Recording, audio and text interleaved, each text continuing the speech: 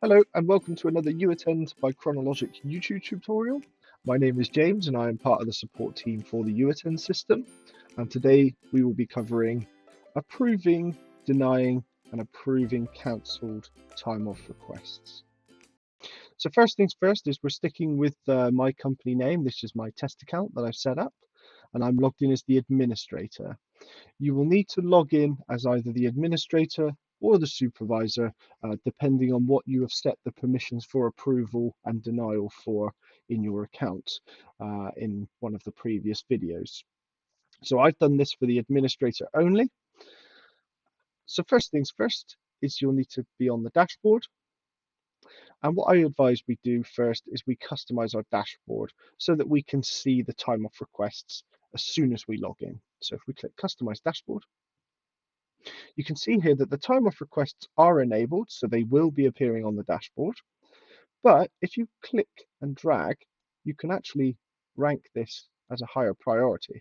So if I click save now, you'll notice that the time off requests are now appearing on the page higher up.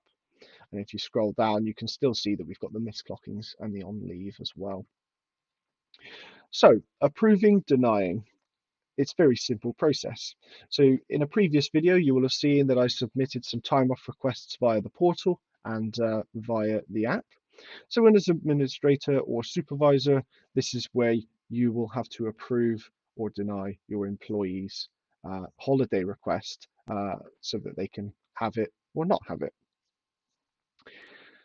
These are the requests. You can see I've got two here. The 1st of the 11th to the 3rd of the 11th. So that's a total of 24 hours requested across those 3 days. If you click the request, you can get some information about what it is they're actually requesting.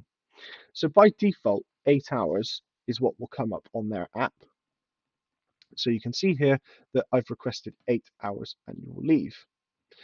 If you feel that they've made a mistake, so this person doesn't work 8 hours, they actually work 12 hours, you can change this here. So I'm just going to change it and say this person works 12 hours. And now when we approve it, the changes will be saved. So I can click approve at the bottom. Are you sure you want to save the changes that you've modified? Yes, I am. And done. This has now been approved. You'll see a brief message appear and it will be moved over into the approved column. So you can see here, if I click it again, it's 12 hours for each day. And it's been approved by hovering my mouse over the little green circle by test, which is me. And it tells you the date as well. So let's go back to pending. This is another request I have. So you can see here that we've got the 8th to the 12th, and it's 39.5 hours. Now, sometimes obviously requests need to be denied. So you don't have to click it, but if you hover your mouse over it, you can see these little checkboxes. So the tick is to approve, and the X is to deny. So if I'm going to deny this one, so that is how to deny a request. Are you sure you want to deny this? You need to make sure that you're sure, because once this request is denied, it will inform the employee that the request has been denied and delete the request entirely. It cannot be recovered. So if you find that this has been done by mistake, they will need to request the time off again. Yes, the request is now denied and we have resolved all of our pending time off requests. Next up, if you want to see that this information has been approved, if we go to time cards, and we've only got one employee, which is James Test, who submitted it. We'll click James Test's name. And if you remember, the time off was submitted for the 1st, 2nd, and 3rd. So we need to go forward to that pay period as we're in the 24th to the 30th of October. So we go forward, and you can see here is the annual leave that I just approved. Okay, so you can see this, it's all visible here now. Sometimes employees will find that they no longer want to take the annual leave. They would like to have their balance refunded and they would like to work instead.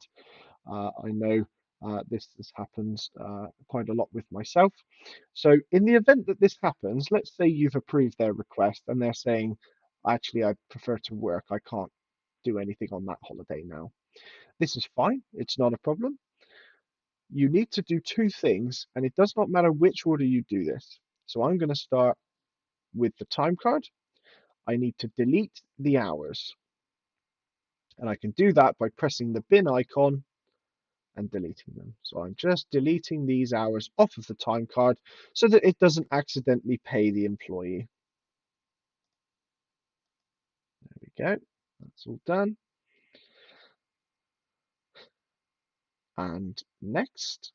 So this is done now. There are no hours on this pay period that the employee has requested. I now go back to the dashboard, and you will notice that the time off request is still in approved and it still exists. So you need to delete this as well. So we do that by pressing the X, and it's cancelling it. So now we've cancelled the time off request, and the holiday allowance for that employee that they've taken has now been refunded to them to take. Thanks for listening. I hope you have found this video useful. Remember to like this video by clicking the thumbs up and subscribe for more content. You can find out more information on how to get in touch with us in the video description down below.